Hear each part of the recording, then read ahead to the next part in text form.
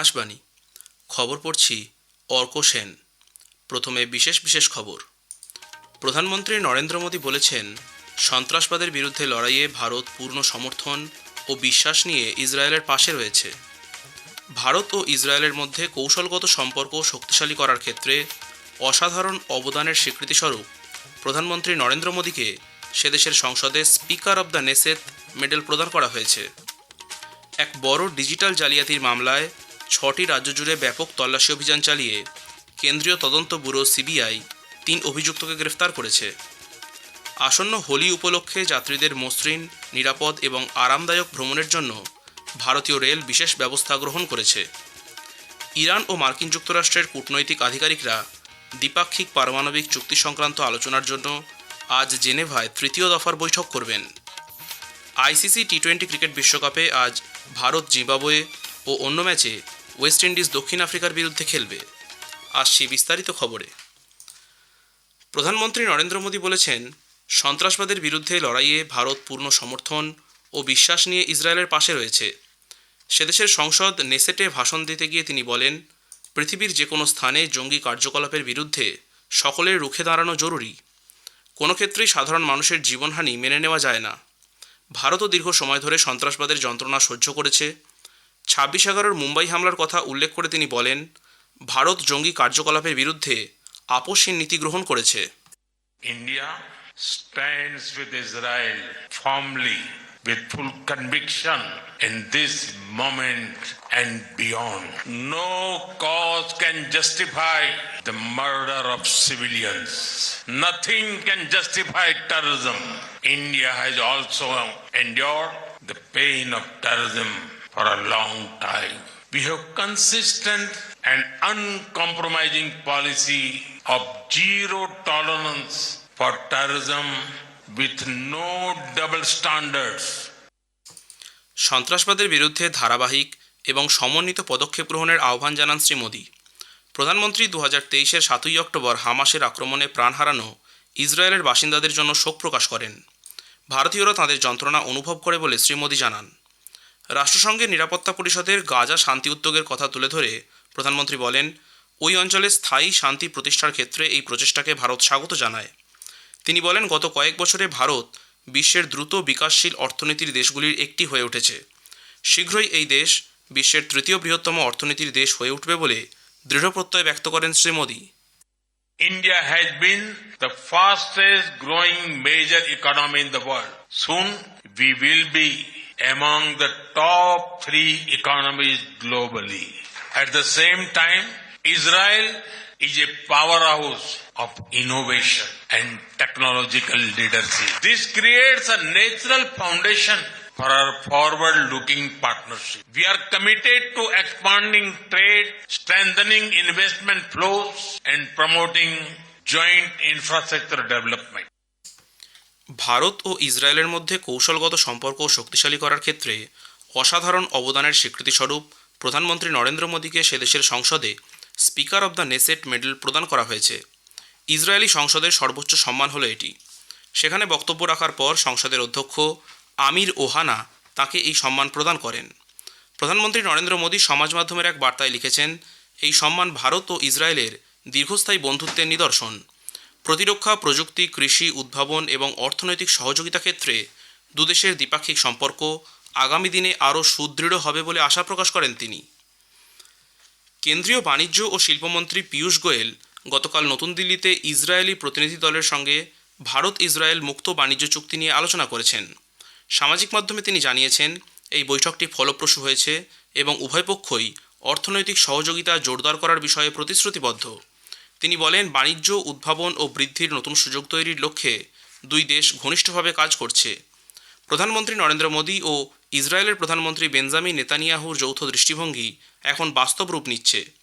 ইসরায়েলের শিল্পমন্ত্রী নীর বারাকাত সামাজিক মাধ্যমে দুই দেশের কৌশলগত সম্পর্কের প্রশংসা করে বলেন, ভারত ও ইসরায়েল এক যুগান্তকারী অগ্রগতির পথে রয়েছে, যা দুই দেশের অর্থনীতির জন্য শক্তিশালী বৃদ্ধির চালিকাশক্তি হিসেবে কাজ করবে। এক বড় ডিজিটাল জালিয়াতির মামলায় 6টি রাজ্য জুড়ে ব্যাপক তল্লাশি অভিযান চালিয়ে কেন্দ্রীয় তদন্ত ব্যুরো সিবিআই 3 অভিযুক্তকে গ্রেফতার করেছে। দিল্লি, কর্ণাটকের বেঙ্গালুরু, কেরালার পালাক্কার, মহারাষ্ট্রের নাগপুর, তেলেঙ্গানার হায়দ্রাবাদ এবং গোয়ার একাধিক স্থানে তল্লাশি চালানো হয়েছে। কেরলের কোট্টায়াম জেলার এক প্রবীণ নাগরিকের কাছ থেকে 1 কোটি টাকারও বেশি জালিয়াতির ঘটনায় এই তল্লাশির সময় সিবিআই বেশ কিছু digital device, debit card, bank অ্যাকাউন্টের নথিপত্র বাজেয়াপ্ত করেছে। অন্যান্য দেশীয় এবং আন্তর্জাতিক সহযোগীদের শনাক্ত করার জন্য তদন্ত চলছে বলে সিবিআই জানিয়েছে। আসন্ন হোলি উৎসব উপলক্ষে যাত্রীদের মসৃণ, নিরাপদ এবং আরামদায়ক ভ্রমণের জন্য ভারতীয় রেল বিশেষ ব্যবস্থা গ্রহণ করেছে। যাত্রীদের সংখ্যা বৃদ্ধির কথা মাথায় রেখে ভারতীয় রেল আগামী মাসের 18 তারিখ পর্যন্ত বিভিন্ন রেলওয়ে জোনে 1244টি বিশেষ ট্রেন চালানোর সিদ্ধান্ত নিয়েছে। প্রয়োজনে এই বিশেষ ট্রেনের সংখ্যা আরও বাড়তে পারে বলে জানিয়েছে রেল মন্ত্রক। এই বিশেষ ট্রেনগুলির দেশের প্রধান শহর, রাজ্য রাজধানী এবং গুরুত্বপূর্ণ আঞ্চলিক কেন্দ্রের মধ্যে চলাচল করবে। পূর্ব মধ্য রেলপথ 50টি, উত্তর রেলপথ 48টি, পশ্চিম রেলপথ 32টি, দক্ষিণ পূর্ব রেলপথ 28টি ও মধ্য রেলপথ 20টি বিশেষ ট্রেন পরিষেবা পরিচালনা করবে বলে জানানো হয়েছে।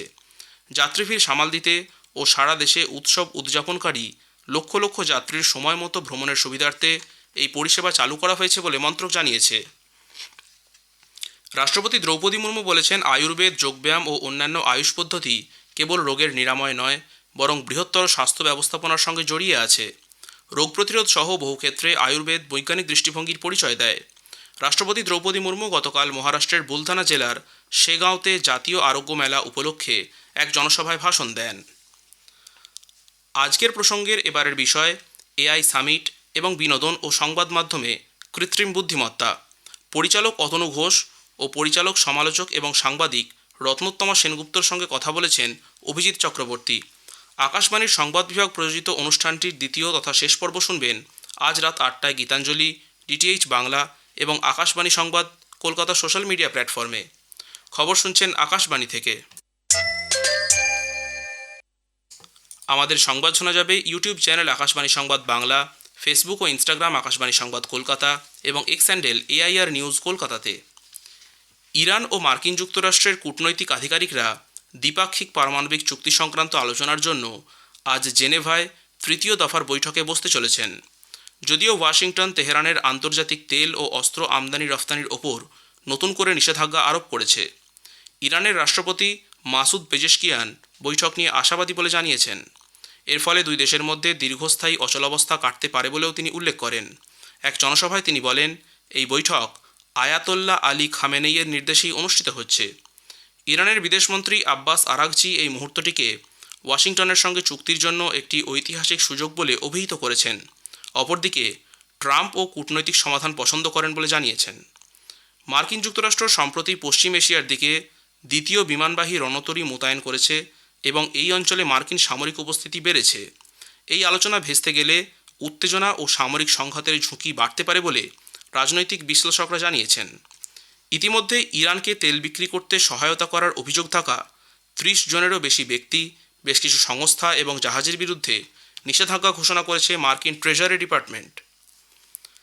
শ্রীলঙ্কার তদন্তকারীরা 2019 সালের ইস্টার সানডে সন্ত্রাসবাদী হামলার ঘটনায় প্রাক্তন গোয়েন্দা প্রধান সুরেশ সাল্লেকে গ্রেফতার করেছে। কলম্বোর শহরতলি থেকে গতকাল অবসরপ্রাপ্ত মেজর জেনারেল সাল্লেকে আটক করা হয়। ওই হামলায় 279 জন নিহত হয়েছিলেন, এদের মধ্যে 45 জন বিদেশি নাগরিক। তদন্তকারীরা জানিয়েছেন, সাল্লেকে ষড়যন্ত্র এবং হামলায় সহায়তা করার অভিযোগে গ্রেফতার করা হয়েছে। 2024 সালের নির্বাচনে অনুরা কুমার দিশানায়কে জয়লাভের পর সুরেশ সাল্লেকে বরখাস্ত করা হয়। এর আগে শ্রীলঙ্কার সুপ্রিম কোর্ট এক রায় জানিয়েছিল, প্রাক্তন রাষ্ট্রপতি মৈত্রীপালা সিরিসেনা এবং কয়েকজন শীর্ষ আধিকারিক হামলা প্রতিরোধের ক্ষেত্রে গাফিলতি করেছেন। ভারত আজ টি20 ক্রিকেট বিশ্বকাপের সুপার 8-এর ম্যাচে জিম্বাবুয়ের মুখোমুখি হবে। চেন্নাইয়ের এম এ চিদাম্বরম স্টেডিয়ামে খেলা শুরু হবে সন্ধ্যে 7টায়। অন্য ম্যাচে আহমেদাবাদের নরেন্দ্র মোদী স্টেডিয়ামে ওয়েস্ট ইন্ডিজ দক্ষিণ আফ্রিকার বিরুদ্ধে খেলবে। খেলা শুরু হবে দুপুর 3টে। দুই দলই সুপার 8-এ তাদের প্রথম ম্যাচ জিতেছে।